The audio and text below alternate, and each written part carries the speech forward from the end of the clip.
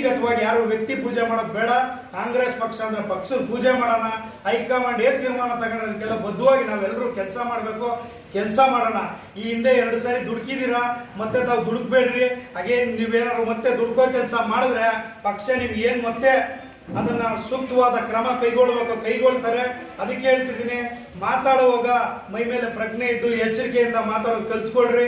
ಯಾರನ್ನೂ ಕೂಡ ಮಾತಾಡಬೇಕು ಅಂತಂದಾಗ ನೀವು 2 ಸಲ ಯೋಚನೆ ಮಾಡಿ ತಾವು ಮಾತಾಡಬೇಕು ಅನ್ನೋ ಮಾತನ್ನು ಈ ಸಂದರ್ಭದಲ್ಲಿ ಹೇಳ್ತಿದ್ದೀನಿ. ನಾವು ಬಹಳ ಗೌರವ ಕೊಡ್ತಿದ್ದೀವಿ. ಕಾಂಗ್ರೆಸ್ ಕಾರ್ಯಕರ್ತರು ಒಂದು ಸಣ್ಣ ಹುಡುಗ ಇರಲಿ ದೊಡ್ಡವರು ಇರಲಿ ಅವರೆಲ್ಲರೂ ಅಷ್ಟೇ ನಮ್ಮ ಅಣ್ಣ ತಮ್ಮಂದ್ರುಗಳ ತರ ನಾವು ಟ್ರೀಟ್ ಮಾಡ್ತಿದ್ದೀವಿ.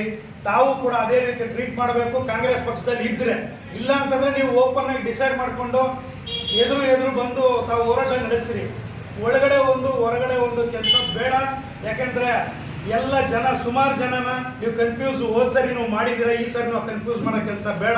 ಯಾಕಂದ್ರೆ ಕಾಂಗ್ರೆಸ್ ಇಲ್ಲಿ ಭದ್ರಕೋಟೆ, ಕಾಂಗ್ರೆಸ್ ಭದ್ರವಾಗಿದೆ. ಖಂಡಿತವಾಗ್ಲೂ ನಾವೆಲ್ಲ ಕಾಂಗ್ರೆಸ್ ಒಗ್ಗಟ್ಟಾಗಿ ಇರೋಣ. ಈಗಾಗಲೇ ತಮ್ಗೆ ಗೊತ್ತಿದ್ದಂತೆ ಅವ್ರಿಗೆ ಏನು ಅಂತಂದ್ರೆ ನನಗೆ BLA 1 ಆಯ್ಕೆ ಮಾಡಿದ್ದಾರೆ ನಮ್ಮ DK ಶಿವಕುಮಾರ್ ಅಣ್ಣವರು, ಇವಾಗ ಮುಖ್ಯಮಂತ್ರಿಗಳು. ಅದೇ ರೀತಿ ನಮ್ಮ KPCC ಅಧ್ಯಕ್ಷರಾದ ಹರಿಪ್ರಸಾದ್ ಅಣ್ಣವರು ಇವತ್ತು ಅಫಿಷಿಯಲ್ ಆಗಿ ಲೆಟರ್ ಬರೆದು DC ಅವರಿಗೆ ಕಳಿಸಿ DC ಅವರು ಇವತ್ತು ಅದನ್ನು ಅಧಿಕೃತವಾಗಿ ಆರ್ಡರ್ ಮಾಡಿದ್ದಾರೆ. ಏನಪ್ಪಾ ಅದು ಅಂತಂದ್ರೆ BLA 1 ನನ್ನನ್ನು ಸೆಲೆಕ್ಟ್ ಮಾಡಿದ್ದಾರೆ.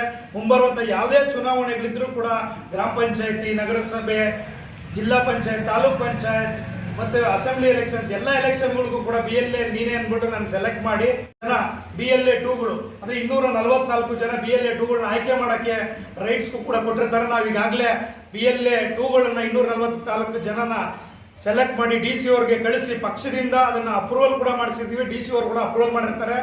ಕಳೆದ 2 ದಿನಗಳ ಹಿಂದೆ ಅದಕ್ಕೆ DC ಮತ್ತೆ ತಹಸೀಲ್ದಾರ್ ನೇತೃತ್ವದಲ್ಲಿ ಒಂದು ಟ್ರೈನಿಂಗ್ ಮೀಟಿಂಗ್ ಕೂಡ ತಗೊಂಡಿದ್ರು. ನಾವೆಲ್ಲರೂ ಕೂಡ ಅದ್ರಲ್ಲಿ ಭಾಗಿಯಾಗಿದ್ವಿ.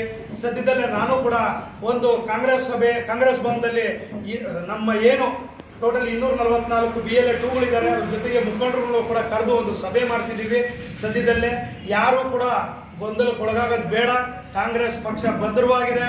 ಕಾಂಗ್ರೆಸ್ ಪಕ್ಷದ ಏನೇ ಒಂದು ಚುನಾವಣೆಗಳಿರಲಿ, ಏನೇ ಒಂದು ಕೆಲಸ ಕಾರ್ಯಗಳಿರಲಿ, ನಾನು ಶತಸಿದ್ಧವಾಗಿ ನಿಮ್ಮೊಟ್ಟಿಗೆ ಕೆಲಸ ಮಾಡ್ತೀನಿ.